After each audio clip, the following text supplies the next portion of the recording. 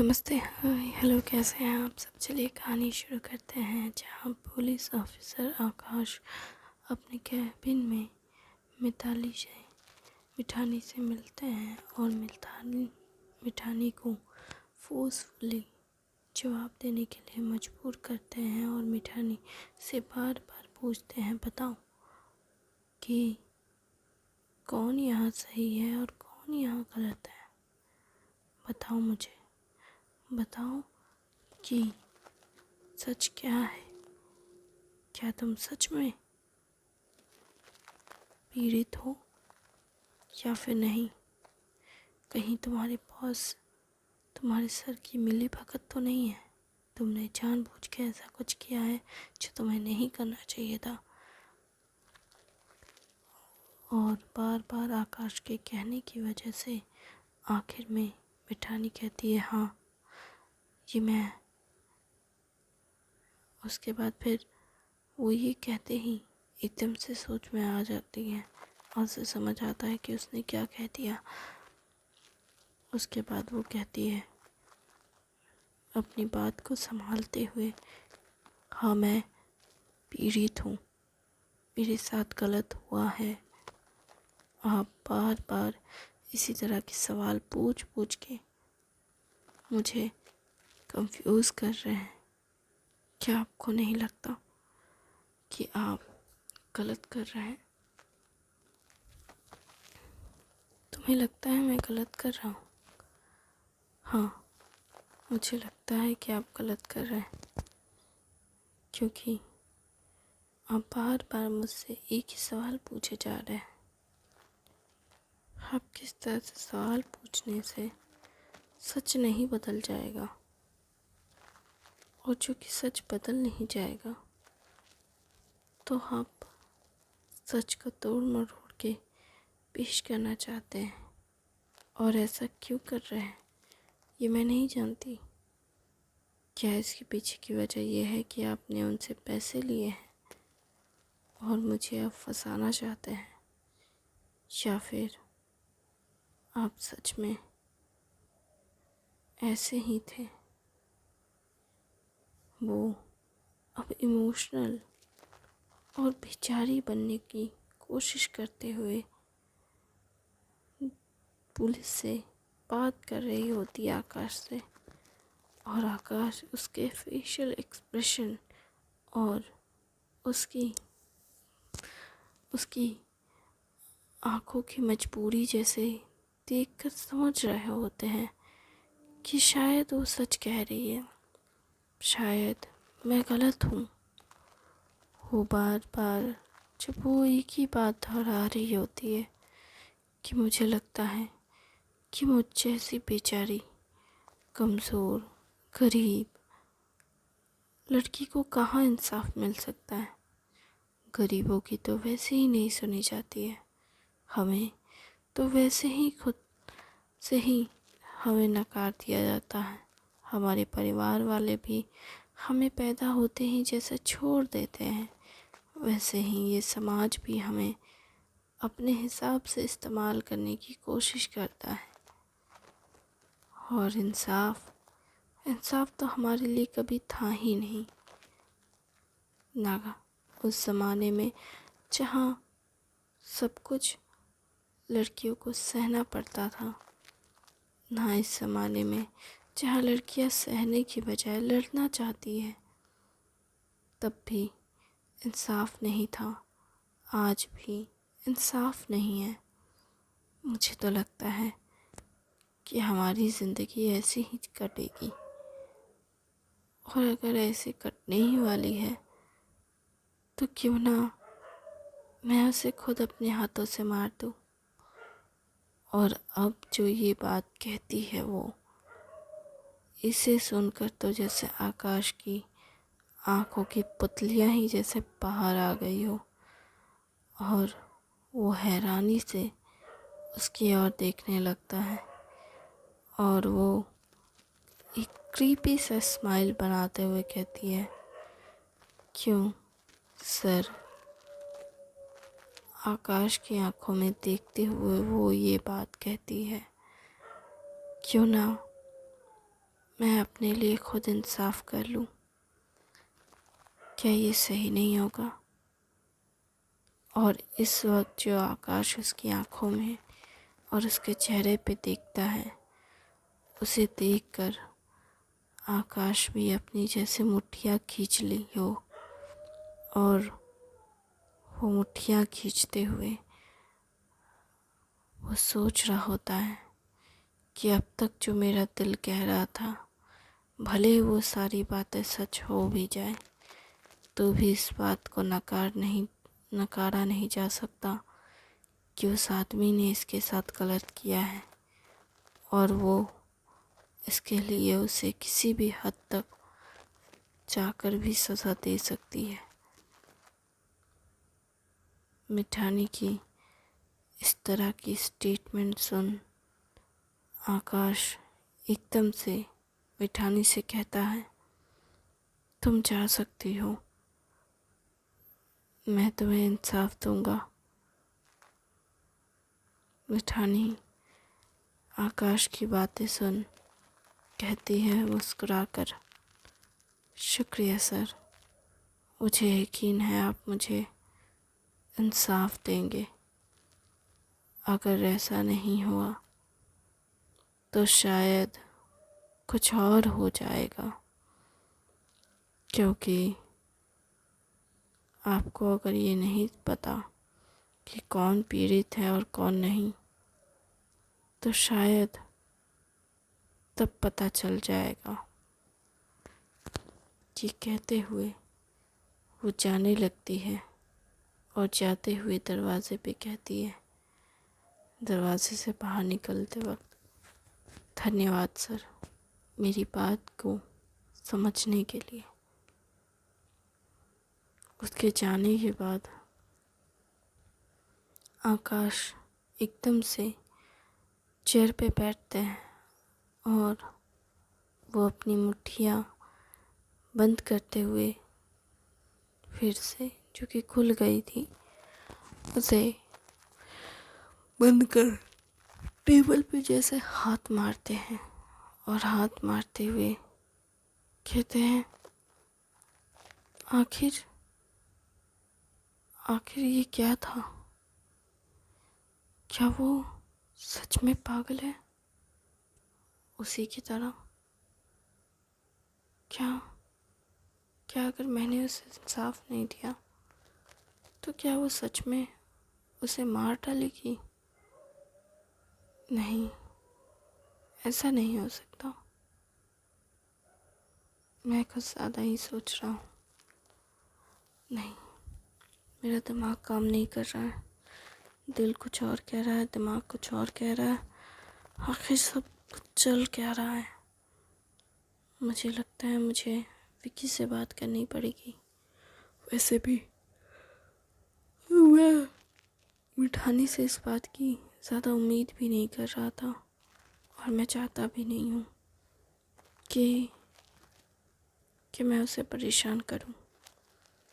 वो मन ही मन सोच रहे होते हैं कि अगर सच में उसके साथ गलत हुआ है तो बार बार उससे एक ही सवाल पूछना गलत होगा। वो अपने आप को गलत मान लेते हैं, और इसलिए वो आकाश से बात करने के बारे में, आकाश विकी से बात करने के बारे में सोचते हैं। और ये सोचते हुए वो होटल की ओर जाने लगते हैं,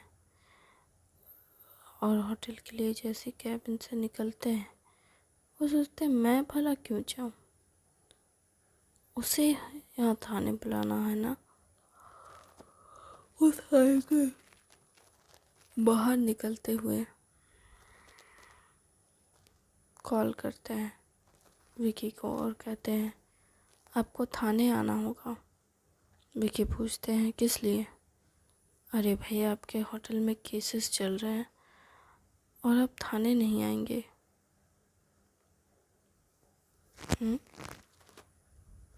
विकी कहता है, ठीक है मैं आता हूँ, और फ़ोन रख देता है।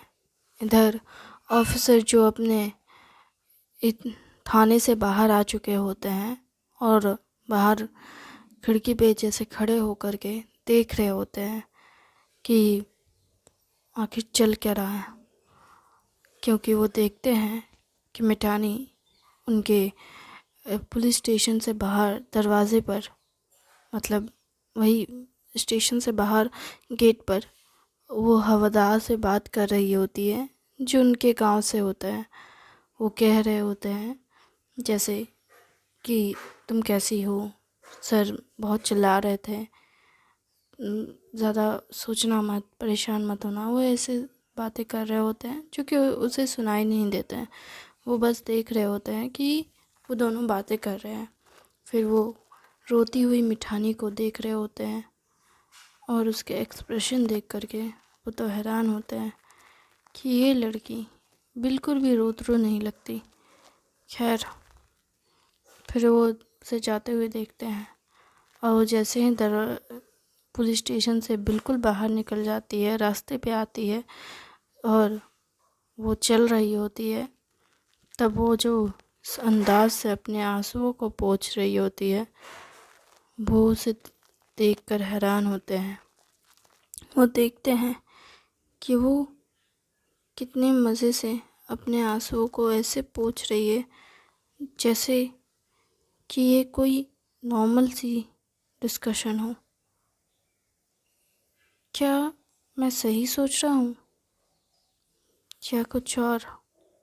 कहीं वो उसे मारने का प्लान तो नहीं कर रही है? उनके दिमाग में अनगिनत ख्याल आने लगते हैं आकाश के, और इन ख्यालों को झटकते हुए वो अपने कैबिन में जाके बैठते हैं और कैबिन में बैठने के बाद वो सीधा विकी के आने का इंतज़ार करते हैं, अलग अलग फ़ाइलों को पढ़ते हुए। और फाइलों को पढ़ते हुए जब विकी का इंतज़ार कर रहे होते हैं तो घंटे पे घंटे बीते जा रहे होते हैं और वो सोच रहे होते हैं कि आखिर ये आदमी है कहाँ। वो कांस्टेबल को बुलाते हैं और कहते हैं, क्या बात है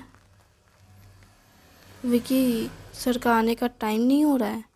उन्हें कब का इन्फॉर्म किया गया है? सर मैं उन्हें दोबारा कॉल करता हूँ। अच्छा, देखो अगर वो नहीं आते हैं तो फिर कानूनी दाव पेच के हिसाब से मैं उन्हें बुलाऊंगा। क्या वो ऐसा कुछ चाहते हैं? मे बी शायद वो ऐसा ही कुछ चाहते हों। अगर ऐसा कुछ चाहते हैं तो कांस्टेबल जाइए महाशय को लेके आइए। क्यों? ओह ठीक है, मैं देखता हूँ। तभी वो जब ये सारी बातें कर ही रहे होते हैं तभी विकी स्टेशन में एंट्री मारते हैं और विकी को देख बाहर के जो कांस्टेबल होते हैं वो कहते हैं विकी सर आए हैं। और वो कहते हैं आकाश के पास जाकर कि सर उन्हें कहाँ बिठाएं। तो आकाश कहते हैं उन्हें कैबिन में भेज दो। कौन क्रिमिनल थोड़ी ना है जो हम उन्हें सलाखों के पीछे पूछताछ करेंगे, भेजो इन्हें। तो विकी कैबिन में आते हैं नॉक करते हुए। विकी जैसी एंट्री मारते हैं, आकाश कहते हैं वेलकम वेलकम, मेरे थाने में आपका बहुत बहुत स्वागत है। विकी मुस्कुरा कर कहते हैं ये सच में काबिलिए तारीफ़ तो नहीं लगती। वैसे भी थाना कभी भी किसी का अपना नहीं हो सकता। तो बता सकते हैं कि आपने मुझे यहाँ क्यों बुलाया है? आपको तो पता ही है आपको यहाँ क्यों बुलाया गया है। नहीं, मुझे नहीं पता, सिवाय इस बात के कि मेरा यहाँ कोई काम नहीं। आपको ऐसा क्यों लगता है कि आपका कोई काम नहीं? आफ्टर ऑल आपके होटल में केस हुआ है और आपका काम कैसे नहीं है? आपका तो बहुत बड़ा काम है यहाँ पे।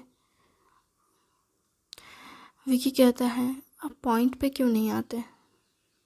मुझे लगता है कि आपके पास सिर्फ कल तक का टाइम है। क्यों, मैं सही कह रहा हूँ ना? हाँ, आप सही कह रहे हैं। किसी भी के अपराधी को पकड़ते ही उसे 48 घंटों के अंदर कोर्ट में हाजिर करना पड़ता है। मोस्टली 24 घंटे में ही हाजिर किया जाता है। तो आप क्या चाहते हैं मुझसे? मैं क्या चाहता हूँ? 24 से 48 घंटे में उसे जब कोर्ट में पेशी करूँ, उससे पहले मैं चाहता हूँ कि मैं बहुत सारे सबूत इकट्ठा कर लूँ। तो कृपया कर आप इसमें मेरी सहायता करें। क्या ये सही होगा? मुझे ऐसा क्यों लगता है कि आप मुझे बिल्कुल भी पसंद नहीं करते? क्या इसके पीछे की वजह आपका शकी दिमाग है, जो इस बात को का डाउट किए बैठा है कि आप को लगता है कि जो कुछ भी होटल में हुआ है वो एक प्लान है? ओह, क्या सच में आपको ऐसा लगता है कि मैं ऐसा सोचता हूँ? हाँ, तो आपको बिल्कुल सही लगता है। आप बिल्कुल सही कह रहे हैं। मैं ऐसा ही सोचता हूँ। यहाँ तक कि मैं ये भी सोचता हूँ कि ये सारी चीज़ों के पीछे आपका हाथ है। जैसे आपने अपनी एम्प्लॉय का फ़ायदा उठाया हो। सर, मैं कभी भी किसी का फ़ायदा नहीं उठाता।